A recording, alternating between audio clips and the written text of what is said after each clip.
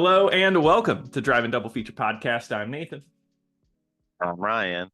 And this is the podcast where we talk about two movies a week every Tuesday and Thursday. But before we get into today's movie, which, damn, I should have done this. I thought about it right now.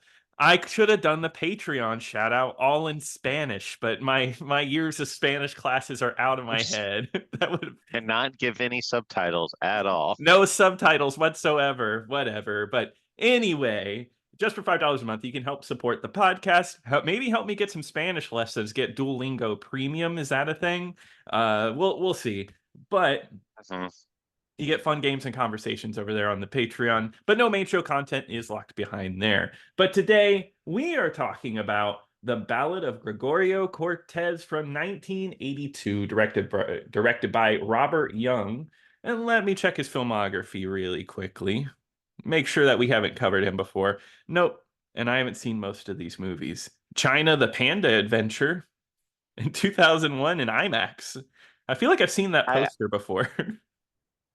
I'd looked at his filmography and it's nothing that we've seen.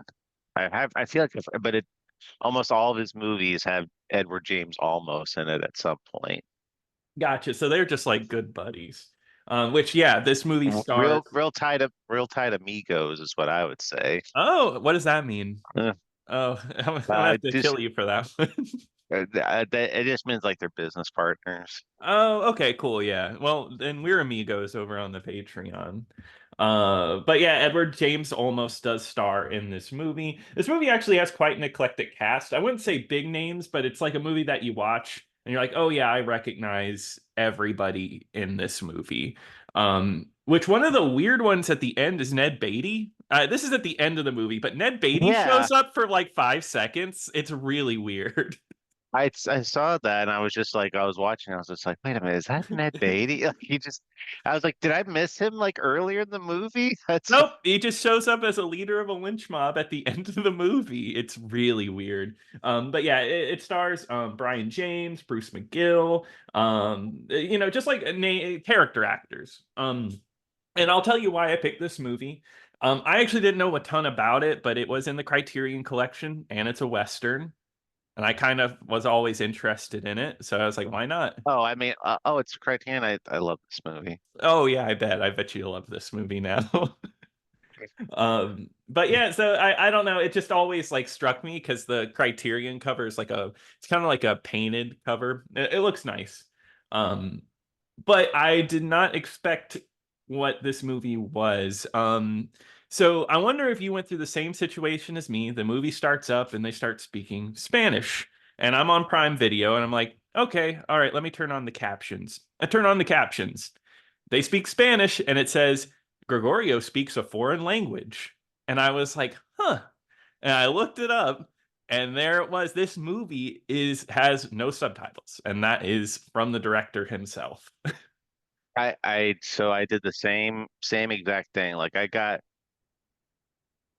I like I was just I had to put on the subtitles for this movie in general just Yeah. because like a lot of these people mumble Hmm. and it's really hard to understand them. And so I put them on, but yeah, it's same thing. I was just like they were having like these talks and I'm like there's no subtitles. And the time I felt it, like especially at the end of the movie where like I had to like stop because I was like it was that scene at the very end where he's like in jail and he's being interviewed by his Yeah. defense attorney and his like wife or whatever is like translating. Hmm. And I was just like I had to pause. I'm just like I was like, am I missing something here? Like I feel like I'm missing so much context. Like Yeah. so I did the same thing. I had to Google. I was like, is there subtitles for this movie? And they're just Mhm. like, no, there's Yeah. not. Yeah, so that was the point of the director, Robert Young, was that for non-Spanish speakers, that this movie would be confusing, would be hard to follow, mainly because this is based on a true story. Actually, the Ballad of Gregorio Cortez is actually a Spanish song that is sung, and it's a real What do you guy think who. about the song? Huh? Great song. One of the greats of all time. I've listened to it for years. What about you, Ryan? Oh yeah. Better I, than any Bond theme. of the ballads, it's one of my favorites. Yeah, the Buster Scruggs one is really good too. Who? Oh, you don't know Buster Scruggs? Well, I know my next pick. No, But I'm kidding. I've I seen know, I know. But But yeah, so this is a real guy who shot a sheriff over a miscommunication. And that's kind of what the director's getting at is that this movie is about miscommunication, not being able to communicate to somebody. And he wanted people who don't speak Spanish who understand that. And I kind of give away the twist of the movie. That's like a twist, but not really a twist. Is that at the end of the movie, it's revealed that it was a miscommunication where they like a two one of them being Gregorio and I think his brother are asked like, did you buy a horse? And I guess in Spanish there's a difference between the words mare and horse because they usually split up female and male. And they said, no, I didn't get a horse, I got a mare. But the Spanish speaker or the translator didn't know Spanish well enough to understand that. So because of that miscommunication, people ended up dead, and Gregorio shot the sheriff. So you're supposed to like at the end of the movie realize that like, oh, if somebody actually spoke Spanish and English that was there, this would have been all okay, and none of this would have happened. So I think it's They should have interesting. had subtitles. They should have, yeah. Oh my God, that was the big realization in the end. But it's just kind of like that's like a Naked Guns. I think Loaded Weapon did that too, where they had like captions on the screen that they were reading and they like busted through it, right? Oh yeah. Oh man, another reference. See, I got to reference old movies we've talked about. Um, but I think it's interesting an idea. But here's what's weird about it: if you speak Spanish and English, does that make this movie worse? I only say that because like there's no twist. There's no like build up and there's no like, oh wow, you get like a realization. If you speak Spanish, you know the whole time that what the issue is. Just like you go watch this in like Mexico or whatever, like at a Uh-huh. theater, and like everyone's just like, what, like what's the big deal? Yeah. Wow, that was boring. Yeah. Why is everyone so amazed? But I guess like you still get that realization in the end from the lawyer of like, oh, this is the big problem. This is what happened. Yeah. But I do think cool idea. I think it's still, I think that's a neat idea. I would not, I would not say like I need to go out of my way to watch movies without subtitles, but I think the concept is cool. Yeah, I guess I would have preferred it more though had I been clued in on that earlier. I mean, Yeah. I know that's like the whole point, but like I in this day and age in streaming, because I mean, at least like if you go see this like in a theater, like if I was in the You wouldn't, 80s or yeah. something, you wouldn't question that. You're just like, okay, I guess I'm not supposed to understand this. But like this day and age, now it's like you put on subtitles and there's at least, some type of verbiage up there. But yeah, and in this movie, they don't tell you anything that they're saying. And I guess that's kind of what maybe deterred me a little bit Mhm. from liking this is just I was kind of expecting a little more explanation, but I didn't realize that was kind of like the whole point. Yeah, it would have been nice. I agree because this is a Criterion release. I don't know who does the full release like for streaming and stuff, but for whatever restoration they did for this, I feel like it would have been nice to get like a little maybe a title card saying like, "Hey, this movie is presented to you without captions." So it doesn't put you in that situation where I paused the movie, put on the subtitles, didn't see the subtitles, looked it up. Where I'm sure there's people who started this movie, didn't see, saw that there were no subtitles on Prime, and they were like, okay, well, I guess I'll buy it somewhere else or I'll rent it somewhere else so I can get some subtitles on this. I feel like that would have been nice to have. But here's the thing: concept like that can work, but you have to have a movie behind it. And let me be honest with you, I do think this movie is a bit slow and plotless. It's very, I thought this movie was very meandering for the most part. I enjoyed the story of it, like just Hmm. like the idea of it, I think is really good. But how it was executed, I thought it was pretty dull, honestly. I Yeah. mean, I was just kind of like, I was waiting for some type of exciting incident, or just the way that it's filmed too is not Hmm. very dynamic in my opinion. It's Hmm. just kind of presented very plainly. I did like the music and stuff that was Oh, in it that they the music was used. great. The music was probably my favorite part of the whole experience. I really liked that they had some synth in there, Hmm. and it was a more modern type of soundtrack to the movie. Hmm. But yeah, I agree. Like I just thought it was kind of plotless because they at first like they kind of had like these different perspectives of these events that are going on. Hmm. But I don't really feel like we got like a good, or at least me, I didn't really feel like I got like a good hang on to the story until like much later in the movie. No, I didn't either. Because the way it starts out is like you get a bunch of like Americans, and it's got a lot going on behind it. It's during a period in time when Texas was just becoming a part of the Union. They are ready to lynch mob people, but they also have like actual government officials there. And they're getting all the accounts of what happened. And from the beginning, you're kind of already confused as to what happens, which I think it makes sense for the movie later, is that they pull up the two of them, the two cops, to ask about this horse.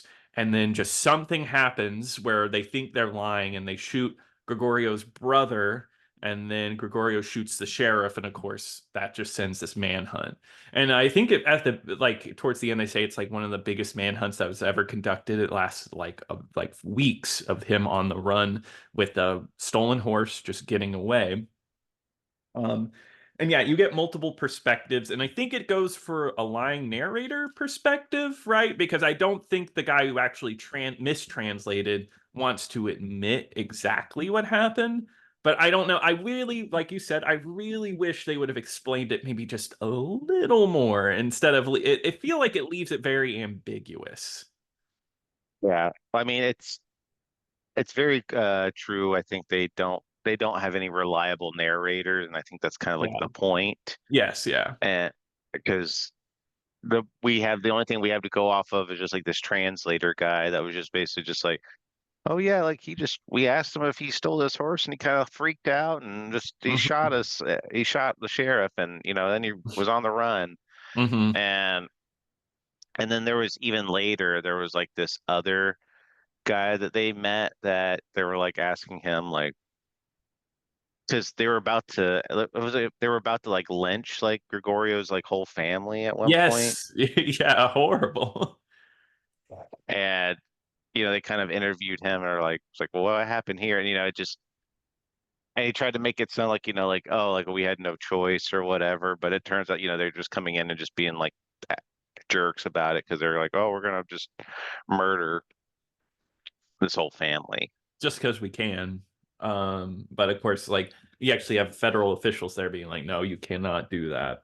Um, but yeah, and then we get the perspective of Gregorio who is on the run. And I mean, like you said, it can be shot well, but I think for the most part, it's pretty plain. There's like moments where he hides like in some bushes with the horses surrounding him, and he seems he gets away all the time. Um, maybe my if I were to recommend something for this movie that would have made it a little bit better is maybe these could have been pepped up because I feel like it's just him hiding or like there's a scene where he hangs out of the campfire and just eats a little bit and then moves on. He actually gets caught for a movie about like one of the longest manhunts in American history. He gets caught pretty like maybe the middle of the movie he gets caught. Um, Yeah, I did like the little scenes they had though, where he met like that one guy that was just traveling, uh-huh. and he was just like starving, and this guy's just like, oh, you want some food here, have some coffee too, and he was like trying to communicate. He's like, man, I don't know Mexican. So I mean, but I could tell you were wanting some food. I know that much. Uh-huh. Yeah, and they like try to talk to each other, but that Gregorio there, he's just a quiet dude. He just doesn't talk like at all in the movie. When he talks, it's very, very Oh, quiet. So he's obviously not attempting to talk to this guy. So the guy at the campfire, he's just like blabbing forever about his journey and how long in the road he's been on and like how lonely he is and stuff like that. Um, and then we got the posse trying to catch him in the background.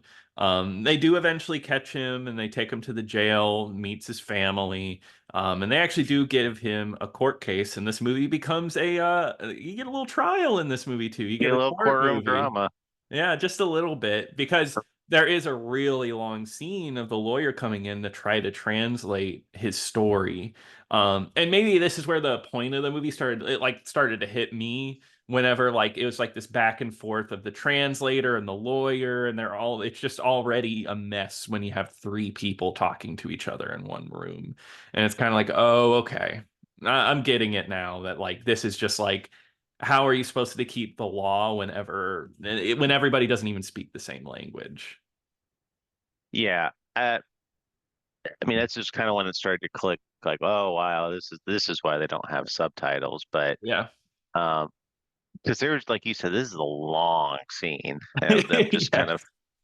like explaining about what he saw that day, and it's I don't know, like it.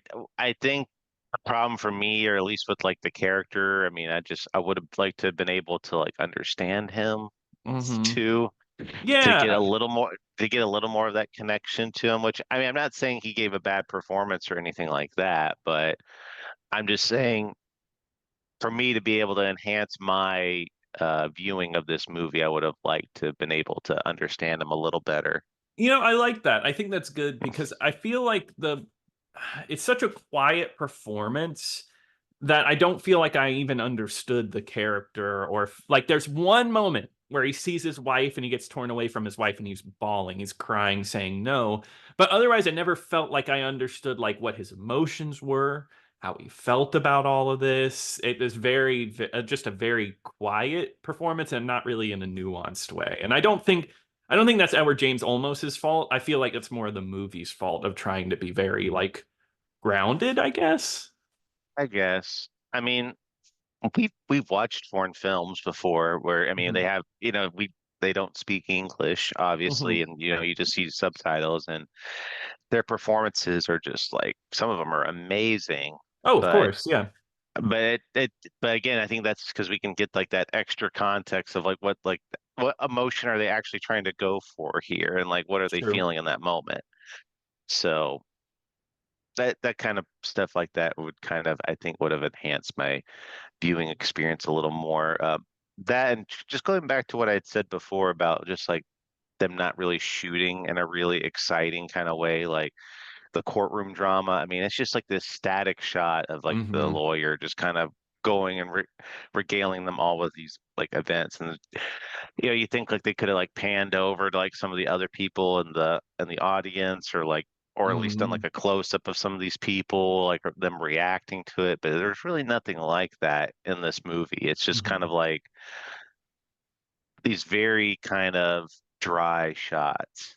Yeah, it kind of feels almost like a TV movie in a way, like very just like plain. Like it's a very plain movie because like it could have used a little more style. I totally agree with that. And I think that because like I felt didn't feel much impact by the end of the movie because he doesn't get sentenced to death, but he does go to prison for life. And specifically, it's for stealing a horse is what he gets the most trouble for because they do acquit him of a lot of like the wrongdoing once they realize there's a mistranslation, um, which is it's very interesting.